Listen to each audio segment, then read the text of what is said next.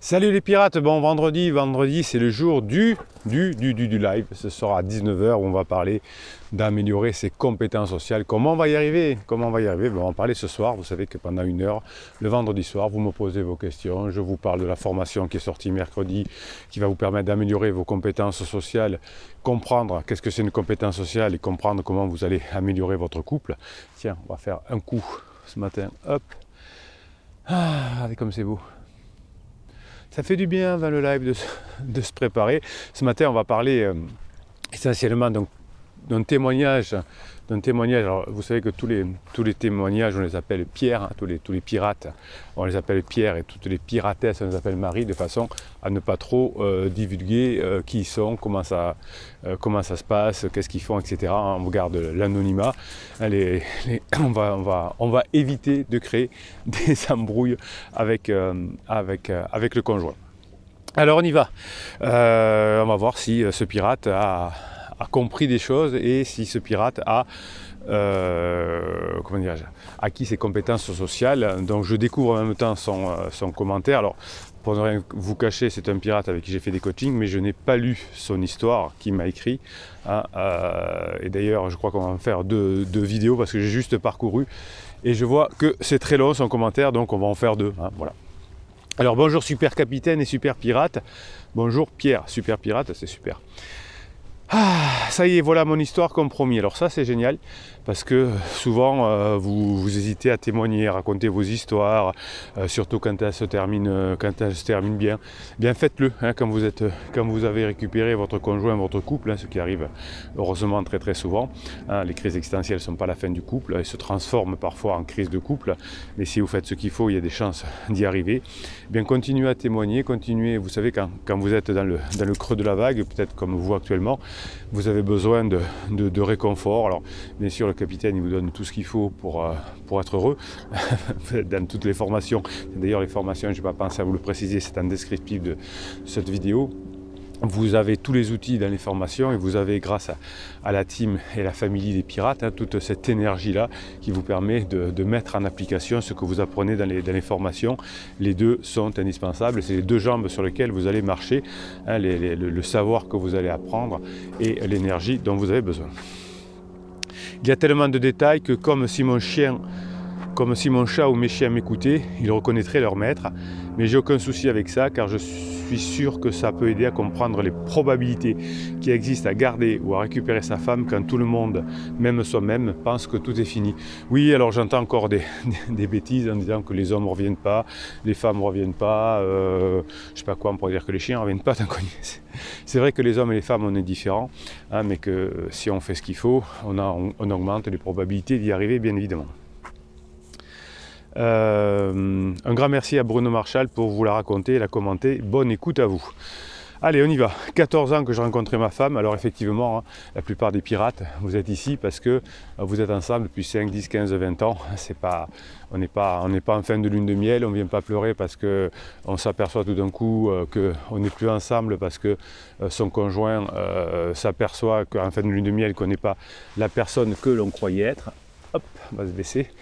Non, ici, tout ce qu'on se dit ici, les neurosciences servent aussi à récupérer un conjoint à la fin de la lune de miel. Mais la plupart des personnes ici sont là parce que ça fait longtemps qu'on est ensemble, qu'on a une famille à sauver et que si tout d'un coup votre conjoint vous dit je t'aime plus, je n'ai plus sentiment pour toi ou je veux divorcer, c'est pas qu'il a plus de sentiments, c'est que voilà, à la fin de la phase 2 du couple, ils veulent explorer ailleurs et que c'est souvent concomitant à une crise existentielle. Et si on arrive à le gérer, il y a des chances que l'on puisse bien s'en sortir.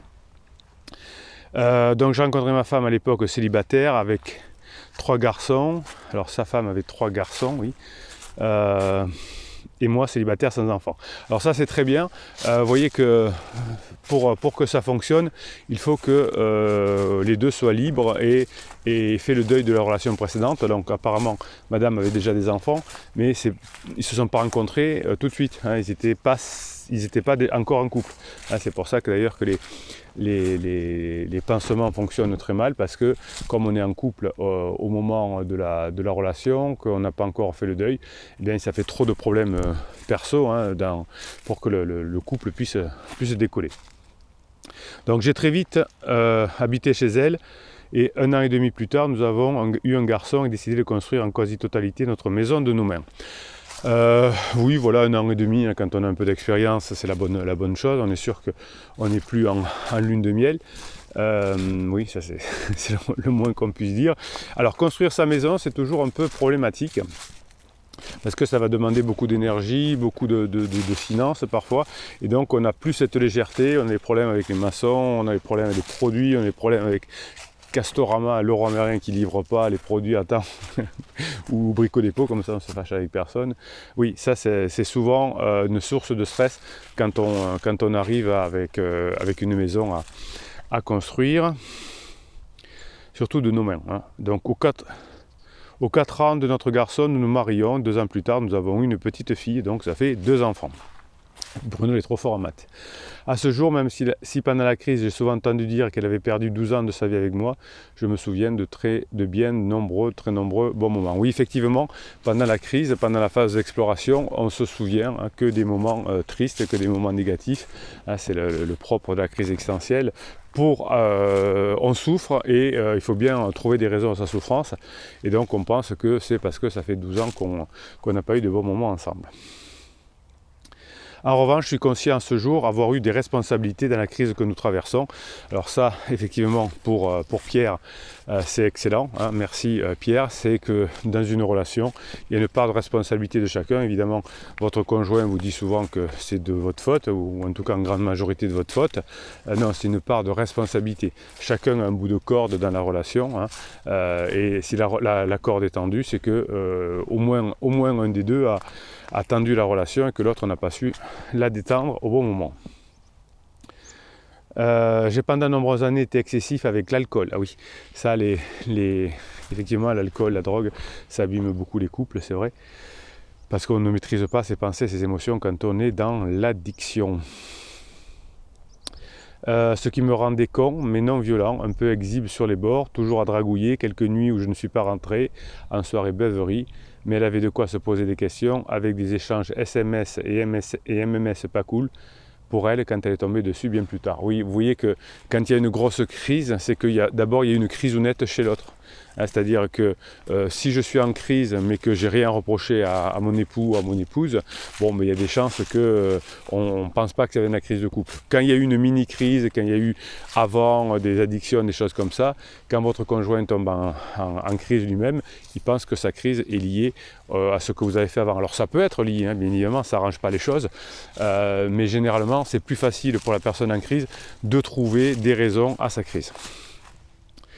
Elle a de nombreuses fois dit qu'elle comptait arrêter, se séparer, divorcer, et je n'y ai jamais cru. Oui, alors ça c'est intéressant aussi, Pierre. On ne tient pas compte du déclaratif, mais quand il y a des actes, quand il y a en même temps des moments répétitifs, etc., et qu'il y a des actions, faut quand même regarder, hein.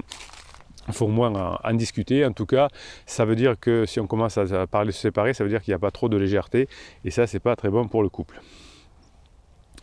J'ai quand même tenté il y a 4 ans de cela une cure de désintox de l'alcool pour lui faire plaisir. Ah oui, alors si vous le faites pour faire plaisir, j'ai des doutes que ça fonctionne. On ne peut, quand on a quelque chose aussi difficile que ça ne peut vraiment fonctionner que quand on est en grande souffrance. Si nous on n'en souffre pas, on n'aura pas assez d'énergie pour y arriver.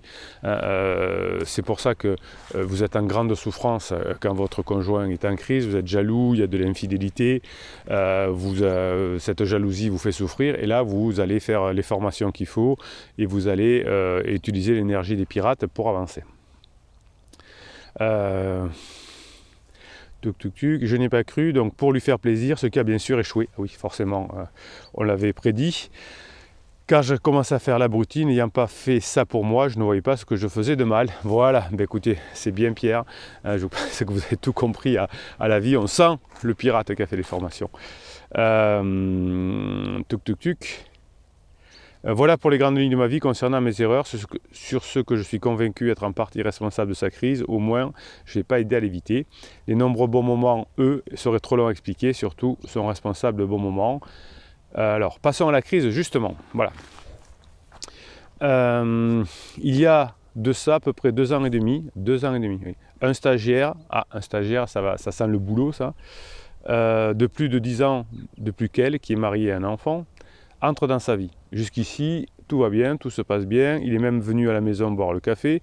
Je me rappelle même avoir dit à son départ à ma femme, au moins maintenant que je l'ai vu, j'ai aucun souci à me faire avec celui-là. Comme quoi, il faut se méfier. Oui, on ne sait jamais ce qui va se passer. Et votre femme ou votre mari parle beaucoup d'une personne, faut rester vigilant. En tout cas, il faut essayer de comprendre qu'est-ce que cette personne peut apporter à votre conjoint. C'est que certainement, ça lui manque. Notamment le fait d'être léger, mais aussi de rencontrer des personnes, de revenir, d'ouvrir son couple, etc. Si le couple s'est trop refermé, effectivement, il y a des chances que ça manque à votre conjoint et qu'il ait envie d'ouvrir son couple, d'avoir de nouvelles connaissances. Et dans ces nouvelles connaissances, il y a de la lune de miel, il y a des choses sympas et il y a risque de tromperie, donc de jalousie et donc de souffrance.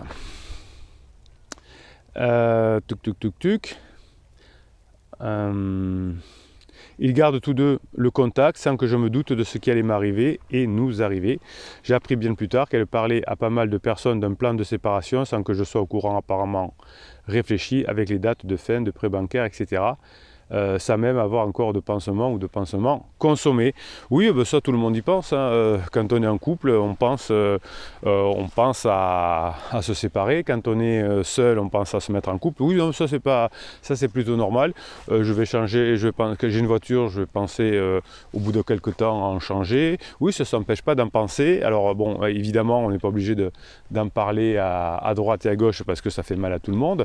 Mais oui, pour vous qui êtes pirate, pendant la phase de tentation, il y a des chances que vous ayez vous aussi à un moment donné eu des doutes, que vous soyez posé des questions. Ça c'est nature, c'est pas grave.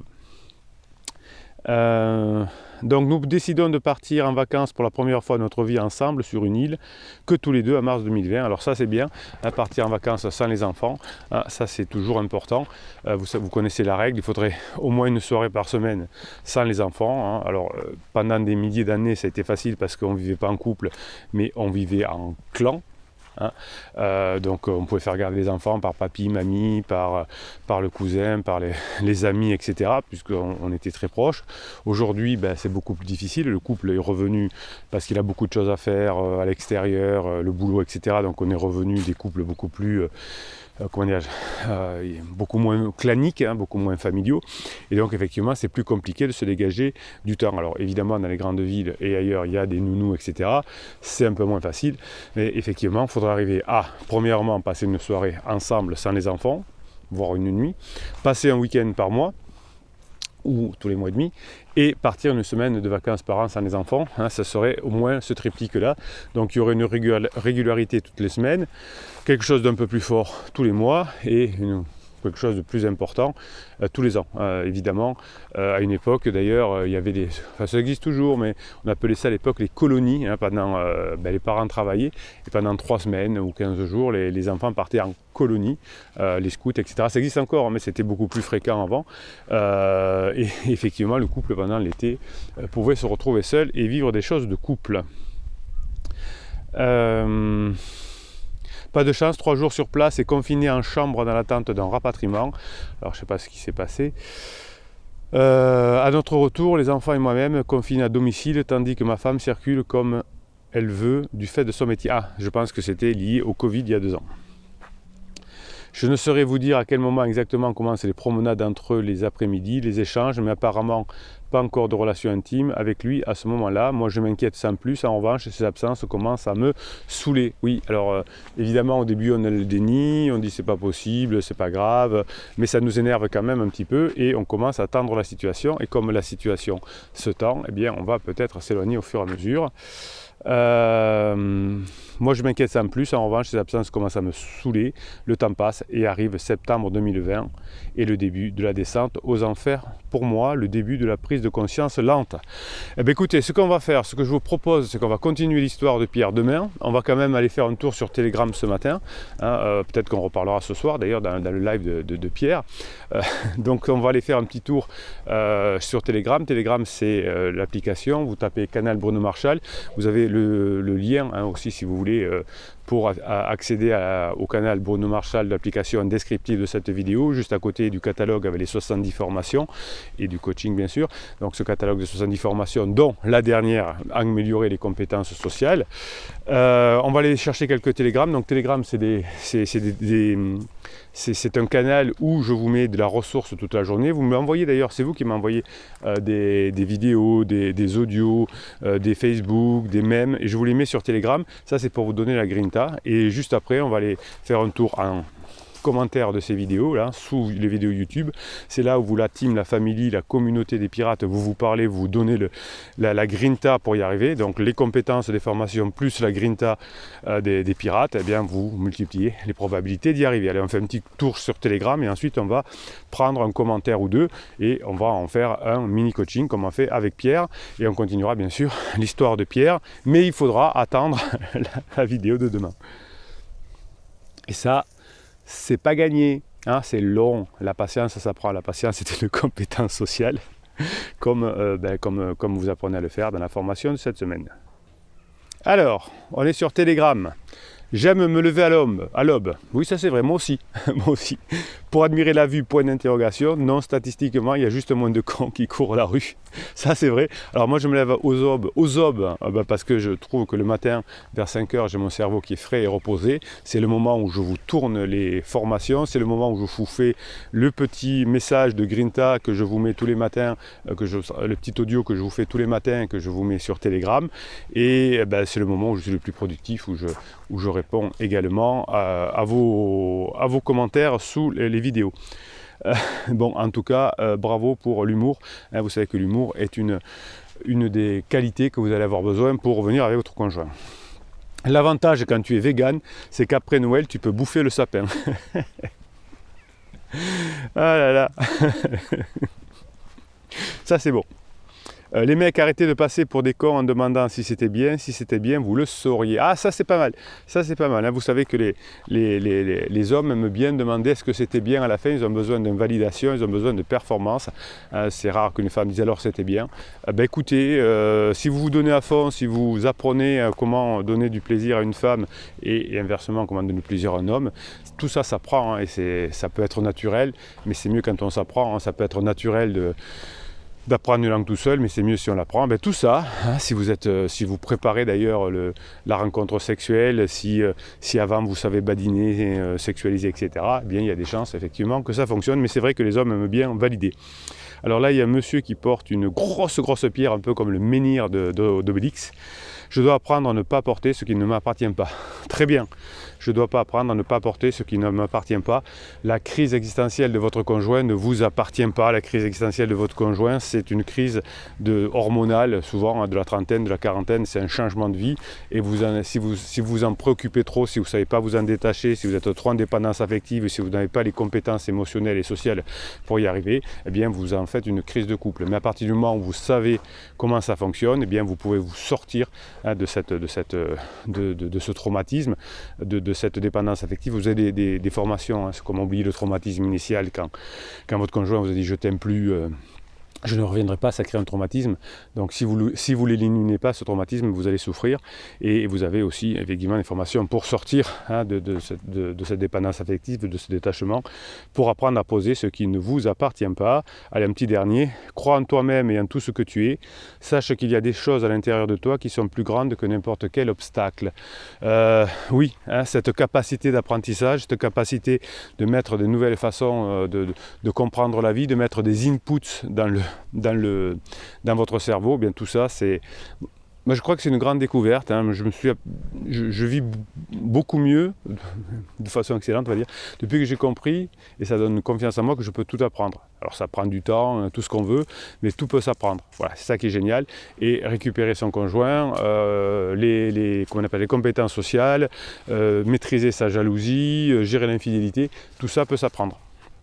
Et ça, c'est génial. Allez, on va faire un tour maintenant du côté des pirates pour vous donner aussi un autre coup de grinta, un autre coup de force. On y va, on se régale. Merci à cette team, à cette famille. Merci pour ce que vous êtes. Merci pour ce que nous partageons, ce que nous vivons ensemble. C'est un moment, moi je trouve que c'est voilà, ça fait plaisir de vivre comme ça fait plaisir de voir des humains comme vous qui sont aussi généreux, qui partagent leur savoir, qui donnent de la grinta aux autres. Ben, je crois que c'est une nouvelle forme de société que vous êtes en train d'inventer, les pirates. Et ça, je vous kiffe pour ça aussi, vous êtes mes héros. Alors, Manubar, qu'est-ce qu'il nous dit ? Donc c'était un commentaire d'une vidéo qui s'appelle Crise de couple, savoir s'ancrer pour s'en sortir. Manubar nous dit « Excellente vidéo capitaine, ces exercices fonctionnent dans tout événement quotidien susceptible de nous agresser, appliquer sa modération. » Oui, alors l'avantage effectivement, Manubar a raison, c'est que les compétences sociales que l'on apprend ici dans cette team, dans cette famille avec les formations, eh bien vous allez les utiliser pareil dans tous les domaines de votre vie. Si vous savez être plus léger dans votre travail, si vous savez éliminer un choc traumatique professionnel ou avec vos enfants, une mauvaise nouvelle, un décès, eh bien votre vie en sera que meilleure. Bonjour capitaine et les pirates, dit Drac le kiff. Bonne journée à tous. Un conseil, est-ce qu'à partir de la maison une semaine sur 2 afin que son enfant reste dans le cadre de sécurité et stabilité? Hop, j'ai un moustique qui m'attaque même au mois de décembre. Hop. Alors, on reprend. Est-ce que partir de la maison une semaine sur 2 afin que son enfant reste dans le cadre de sécurité et stabilité peut être une décision d'un ROC étant donné 4 mois de séparation, ils vivent sur le même toit, merci d'avance. Non, non, non et non, je vous l'ai dit 50 fois, 1000 fois, 2000 fois, mais je vous le dirai encore, ça c'est une idée d'agent immobilier. Je reprends. Vous voulez vous séparer. Il n'y a aucun des deux qui supporte l'autre. Vous ne voulez plus aucun des deux vivre ensemble. C'est trop, vous êtes deux boulets. Il y a une grosse maison à vendre et il y a plusieurs mois pour la vendre. Vous savez, moi, une maison d'1 million d'euros, dit l'agent immobilier, moi, ça va me prendre plusieurs temps. Je n'ai pas les acquéreurs à tout bout de champ. Il vous conseille, si vous ne pouvez plus vous entendre, écoutez, prenez un studio, laissez les enfants là, la solution la plus économique, c'est de prendre un studio, vous laissez les enfants à la maison et vous faites une semaine au studio, une semaine là où vous vous débrouillez, c'est ce qui vous coûtera le moins d'argent le temps que je vous vende la maison.